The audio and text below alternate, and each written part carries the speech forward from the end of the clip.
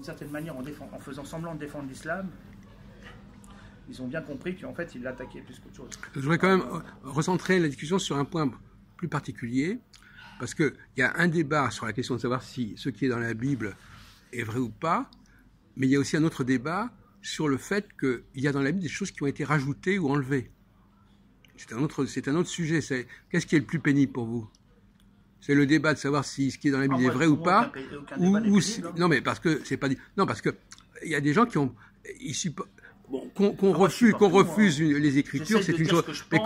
Mais non, parce qu'on va vous dire, mais comment qu'est-ce qui vous permet de dire que tel chapitre a été modifié ou rajouté, etc. Voyez-vous? Oui, ça c'est des légitimes questions de celui qui, quand vous dites, voilà, dans la Bible, il y a ça et ça, ils vont vous demander qu'est-ce qui vous permet. Bon, je crois que c'est une des choses les plus scandaleuses. Que quelqu'un vous dit, je ne crois pas ce qui est dans la Bible, ça gêne pas. Mais que quelqu'un vous dise, non, la Bible, il y a peut-être des choses vraies, mais il y a des choses qui ont été rajoutées. Ouais, c'est le problème pour reprendre le problème du protestantisme, qui lui reconnaît que l'écriture seule, et pas la tradition, bon, et veulent réinterpréter la Bible. C'est long ça? J'en sais rien. Interpréter la Bible, trouver des sens différents. Non, mais l'interprétation de la Bible, c'est un autre sujet. C'est un autre sujet. L'interprétation, on ne remet pas en question le texte dans l'interprétation. Des choses qui ont été enlevées ou qui ont été rajoutées, oui. Bien évidemment. Ça, les protestants, ils en parlent. Il y a un livre il y a un livre qui parle de ça, les variations protestantes. C'est qui a écrit ça sur les variations protestantes? Et il parle que de ça. C'est un gros livre comme ça. Je ne l'ai pas lu. Et qu'est-ce que vous avez retenu? Je ne l'ai pas lu, il est gros comme ça. D'accord. Je suis d'accord. Les protestants acceptent très bien qu'il y ait des interpolations, des rajouts. Ah oui? Ah oui, il ne parle que de ça. Ah oui, c'est l'origine de la critique biblique et religieuse, c'est les protestants. Et puis Spinoza aussi, je veux dire, il y a aussi des gens... Et l'islam d'ailleurs aussi dit qu'il y a des choses qui ont été rajoutées. Dans l'islam, c'est complètement interdit. Ça, non, mais ils disent ça pour les écritures chrétiennes. Oui, pour les écritures chrétiennes, ils le disent, mais pour le Coran, pour l'instant... on est dans une certaine optique, comme c'était avant le protestantisme dans le christianisme. On ne pouvait pas remettre en cause, la Bible. Et d'ailleurs, la Bible était interdite à la lecture, oui. Et puis en plus, c'était en latin. Voilà. C'était qu'une certaine élite qui avait accès à la Bible dans le texte, parce que c'était sacré, et c'était que l'autorité qui pouvait la proposer au peuple à travers le catéchisme. Alors, je voudrais qu'on continue, c'est peut-être ceux qui ne vous intéressent pas. Ça s'appelle une exégèse. Non, des commentaires, je veux dire, des non, mais je suis désolé. Alors, on va continuer dans cette direction, mais alors, est-ce qu'à votre avis,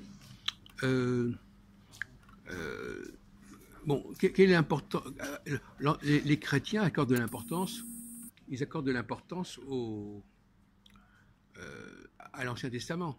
Bien sûr. Plus les protestants que... Oui, mais les chrétiens accordent de l'importance aux deux testaments. Mais alors, on a l'impression qu'ils considèrent que l'Ancien Testament, c'est un tout d'un seul... Que l'Ancien Testament, c'est les Juifs. C'est tout, oui, c'est... Mais c'est les Juifs de quelle époque?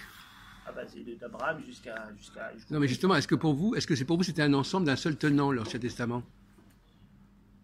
Est-ce que cette idée d'unité du texte, c'est important pour vous? Il y a eu plusieurs périodes quand même, oui. C'est vrai qu'il y a Moïse, Ezra qui a fait des... Avant, c'était oral, c'était pas écrit, c'est à partir d'Ezra. Oui, je connais votre idée. Commencer à le mettre par écrit. Mais par exemple, prenons le cas d'Isaïe, par exemple, qui est très important apparemment pour les... Valentin m'envoie des trucs de Isaïe. Alors, est-ce que... Moi, il me dit, par exemple, Isaïe a dit ça, donc, ce que les Juifs ont dit avant, c'était forcément ce que dit Isaïe. C'est-à-dire que Isaïe, il a vécu au 7e siècle, et donc, du moment que...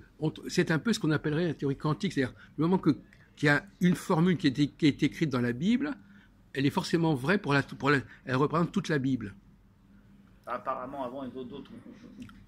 En tout cas, c'est l'économie du salut. Chez les catholiques, ils appellent ça l'économie du salut. Il y a toute une période, même avant les Juifs, c'est la période de la religion naturelle, avant, de Adam jusqu'au grand prof, jusqu'au juge, là, non, avant les juges, enfin avant Noé, là, jusqu'au... Pourquoi il parlait des juges? Ça n'a rien à voir avec les juges. Non, pas les juges, c'est les patriarches. Les patriarches. Oui. Jusqu'au patriarche, voilà. ensuite de Noé jusqu'à Abraham, et jusqu'au Christ. Donc c'est toute la partie des Hébreux, enfin toute leur histoire, et du peuple promis qui travaille. Non, mais moi la question c'est est-ce que ce que disent les prophètes. Donc tout ça s'enchaîne avec une certaine logique. Et moi, le Christ, c'est circoncis à quel âge? À 8 jours comme tous les Juifs. C'est ça? Ah oui. On a Ouais, comme 8 jours, ouais. Au 8e jour. Ouais, le régime. Et le prépuce. Et par contre, les musulmans, c'est la 13e année. Non, il n'y a pas d'âge fixé. 8e année, apparemment. Non. Moi, on me l'a fait. Le prépuce, on l'enlève à 8 jours. Moi, on me l'a fait à 4 ans, ou je sais pas. Mais Normalement, j'avais pas 13 ans. Les musulmans, c'était 8 ans, mais après, ils ont baissé. Il n'y a pas un âge défini. D'accord. Voilà, C'est prépubère. Bon. Et le prépuce, on l'a retrouvé ou pas? Je crois qu'il y a une relique où ils ont trouvé un prépuce. D'accord. Apparemment, je sais pas comment. On en a retrouvé une tonne. Peut-être un peu moins, des kilos. Bon. Imagine. Les fruits des aïeux, Non, il faut mais un ça, kilo, je veux dire, un kilo de relique. C'est une relique. Abandonnons cette question-là, hein, s'il vous plaît. Un kilo de relique. Non, mais vous pouvez arrêter. On est filmé là, quand même. Bon. On est filmé, n'oubliez pas. Alors, donc, la question que je posais à notre ami Jean-Paul, c'était est-ce que ce que ont dit les prophètes peut être contradictoire par rapport à ce qui figure dans la Torah, dans le Pentateuque, etc. Est-ce que normalement, s'il y a une contradiction, elle est qu'apparente, elle doit pouvoir être soulevée d'une manière ou d'une autre. Mais... C'est une réponse à la normande, ça. Oui, Ah, c'est ça. non, apparemment, c'est une contradiction. Apparemment, pourquoi apparemment? Bah, si quelqu'un trouve... Bon, moi, je ne connais pas assez bien... Je ne sais pas Jésus. Donc vous n'admettez pas Mais, que le judaïsme, que les prophètes puissent avoir une vision du judaïsme différente de celle de Moïse? Bah, dans la doctrine catholique, si on prend tout l'Ancien Testament, tout ça s'harmonise. Ah oui, c'est ça. Il y a une totalité, une harmonie. S'il y a une contradiction Vraiment, vous avez une contradiction Voilà. Faire part d'une contradiction, il faut analyser les choses, mais en principe, c'est tout ça. Il y a eu plein de Parce qu'il y a deux problèmes, Joseph. Apparemment, Il y a le problème des contradictions au sein d'un chapitre, mais il y a aussi un problème de contradiction entre les livres de la Bible. Il doit y avoir une explication on peut lever cette contradiction il doit y avoir une solution pour lever cette contradiction si cette contradiction existe vraiment. Après, il faut voir chaque contradiction. Non, mais donc vous pouvez pas. Pendant des années, les pères de l'Église, les pères grecs, tout ça, les Juifs de l'époque et les païens qui n'arrêtaient pas de critiquer le christianisme, ont soulevé tout ça déjà depuis. Et tout ça, ça a été traité, travaillé, répondu. Donc, si on étudie rien que l'histoire de tout ça, on doit avoir des réponses à tout ça. Je ne suis pas certain.